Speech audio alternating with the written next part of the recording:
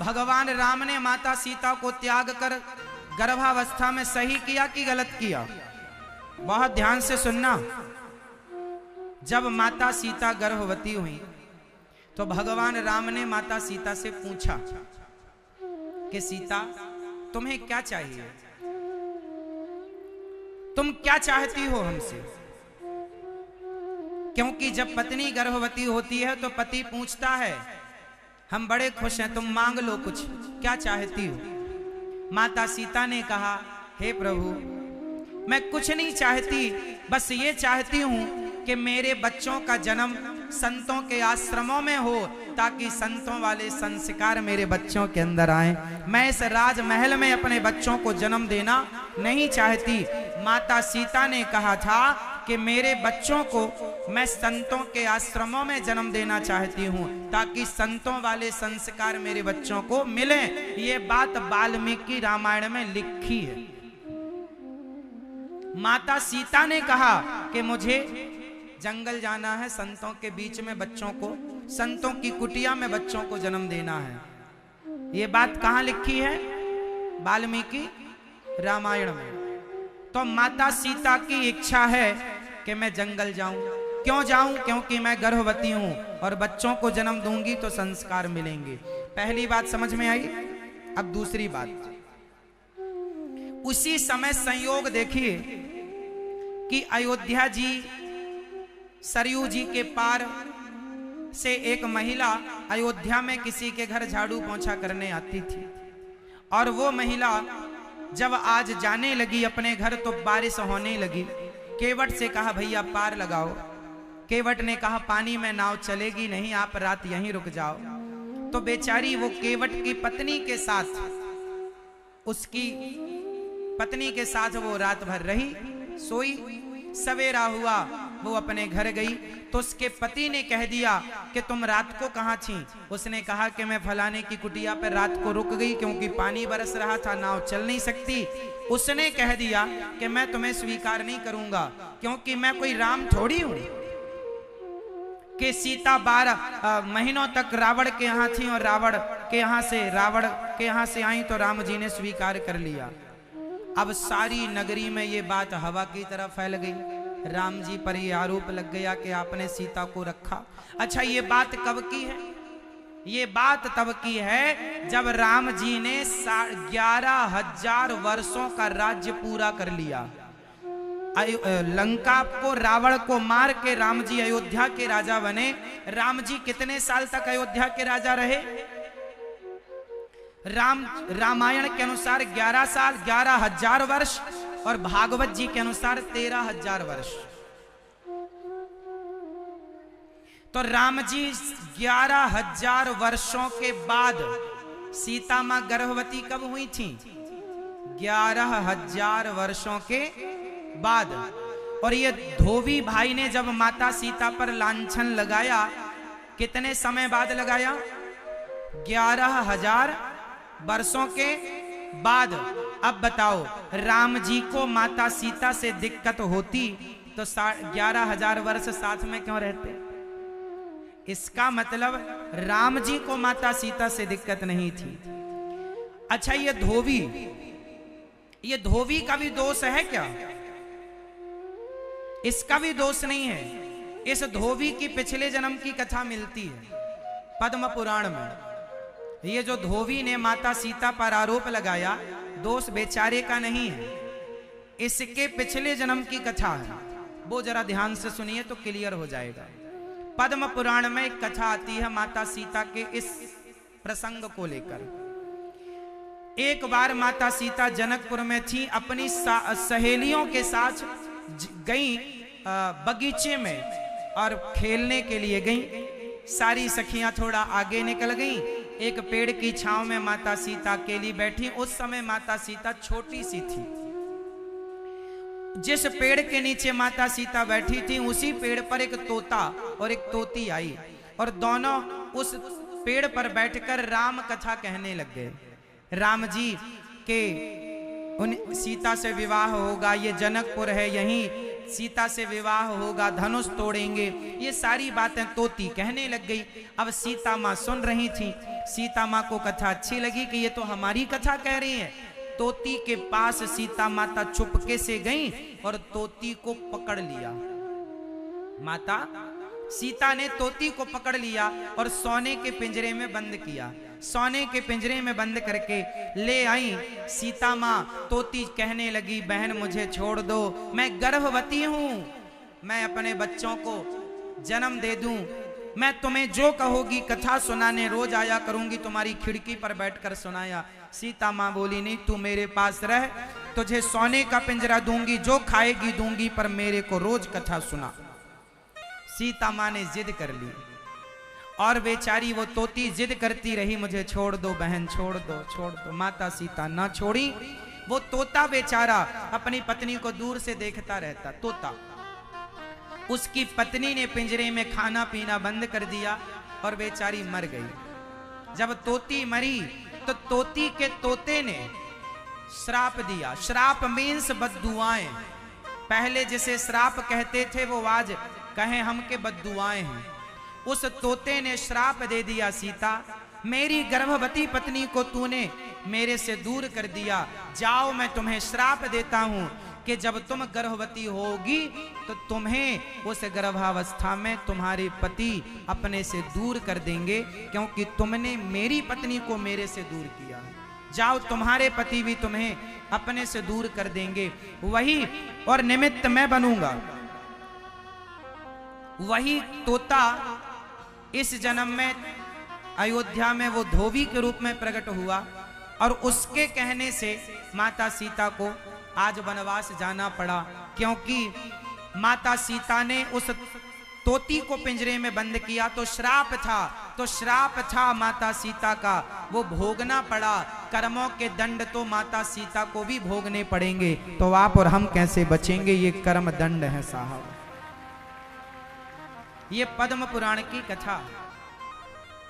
तो माता सीता का एक कारण ये कि उन्होंने स्वयं ने कहा कि मुझे संतों के पास जाना है। दूसरा कारण ये कि उन्होंने एक तोती को बंद कर दिया। तीसरा कारण और सुनो, अभी मैं आपसे पूछूंगा, निष्कर्ष अभी निकलेगा। अभी हम और आप नतीजे पर नहीं पहुंचे, अभी नतीजे पर पहुंचेंगे तो आप बताइएगा, इसलिए ध्यान से सुनिएगा। अब एक बात और समझिएगा, राम जी जब रावण को मारते हैं, ध्यान से सुनिएगा, राम जी जब रावण को मारते हैं तो राम जी जब रावण को मारकर जब अयोध्या की ओर आने लगे तो आपको पता है वहां पर दशरथ जी महाराज आए। ये बात लंका कांड में लिखी है रामचरितमानस में। राम जी से मिलने दशरथ जी आए, कहा? लंका में।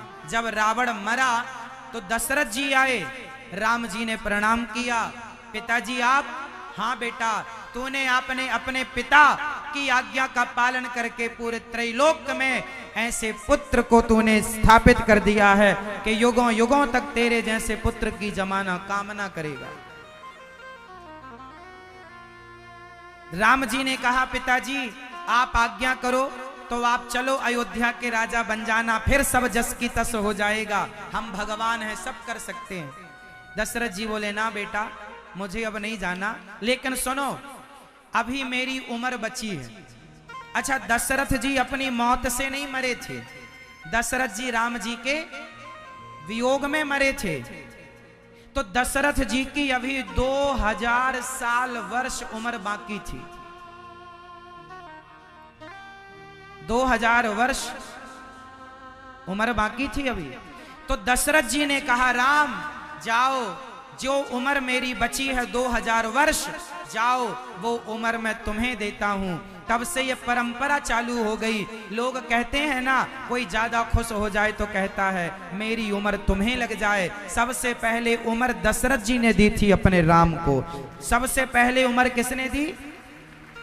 दशरथ जी ने दी राम को, मेरी उम्र तुम्हें लग जाए। तब से एक कहावत हो गई कि मेरी उम्र तुम्हें लग जाए।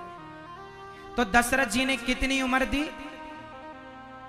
जोर से 2000 साल।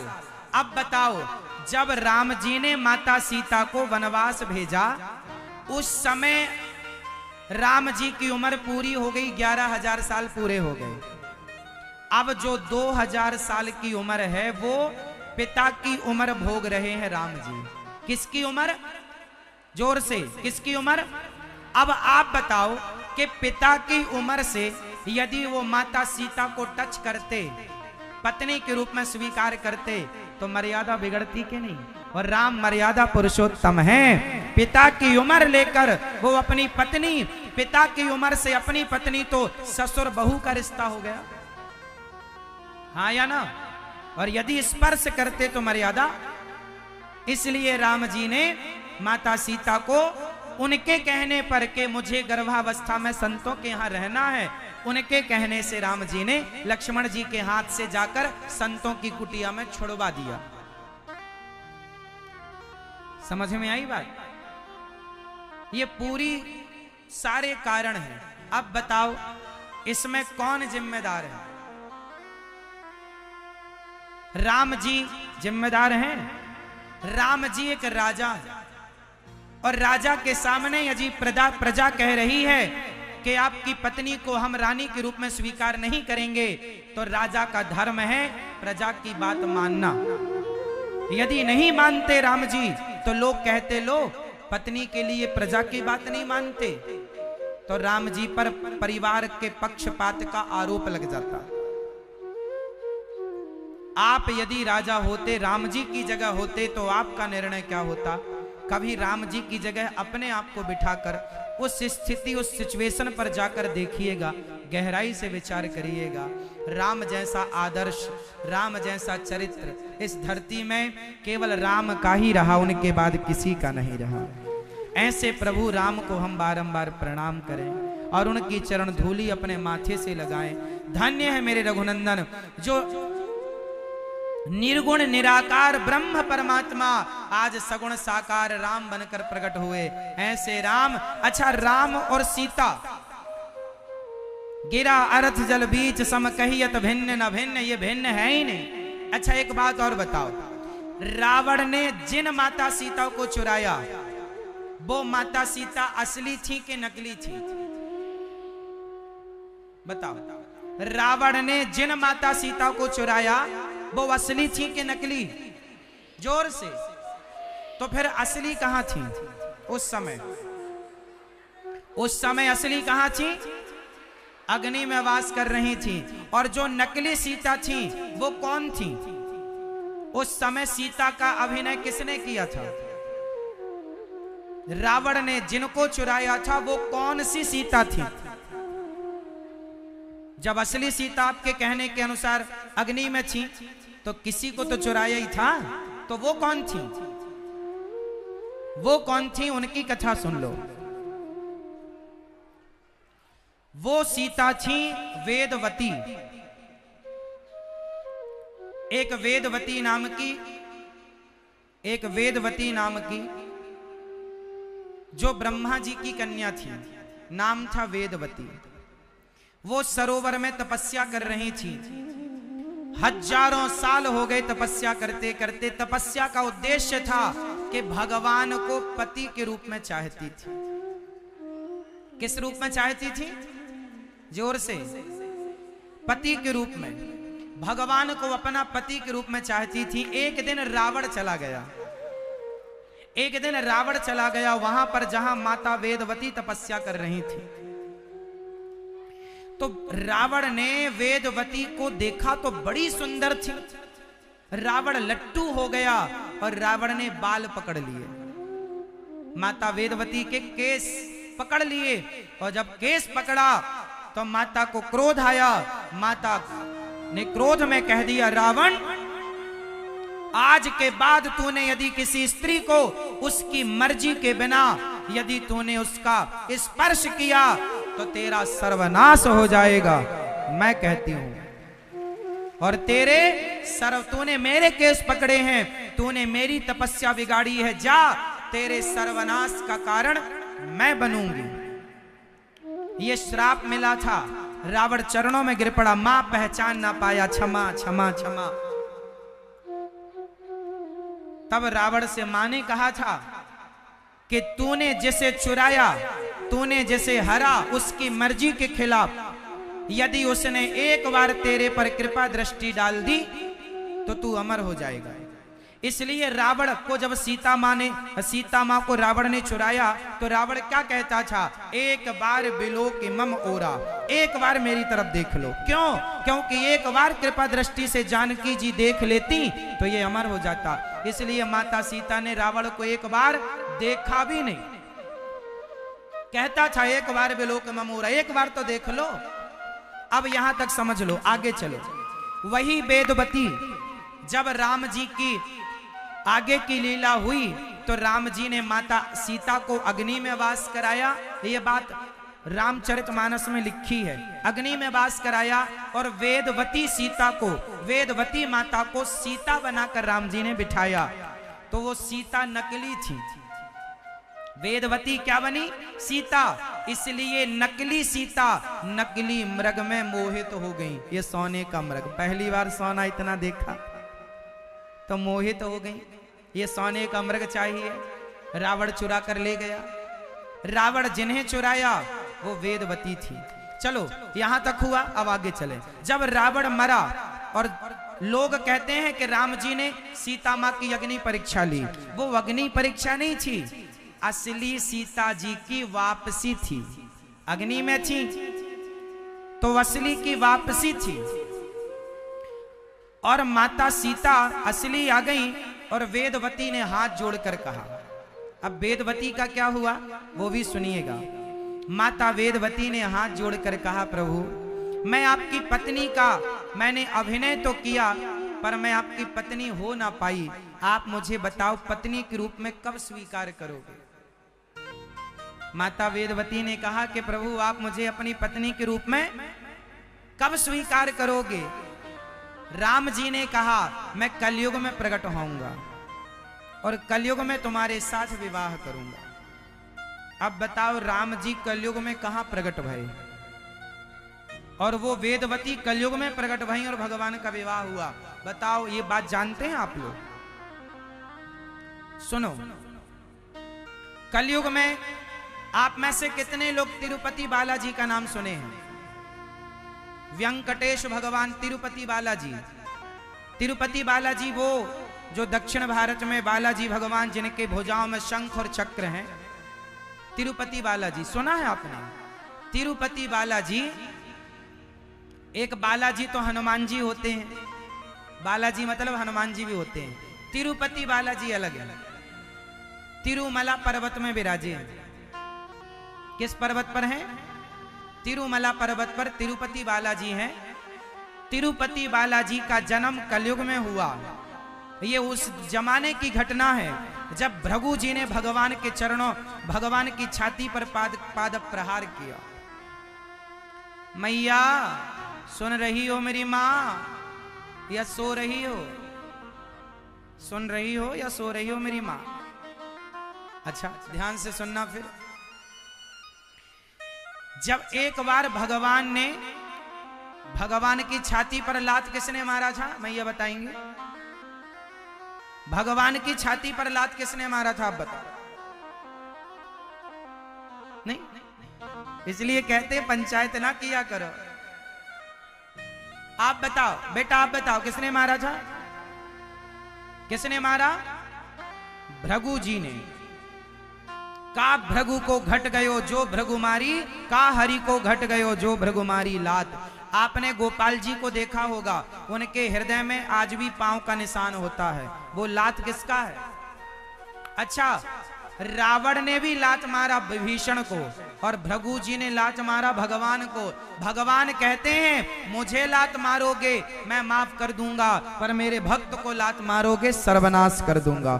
खुद लात खा लेते हैं और भक्त को लात पड़े तो नाश कर देते हैं। इतना प्रेम करते हैं भगवान अपने भक्तों से।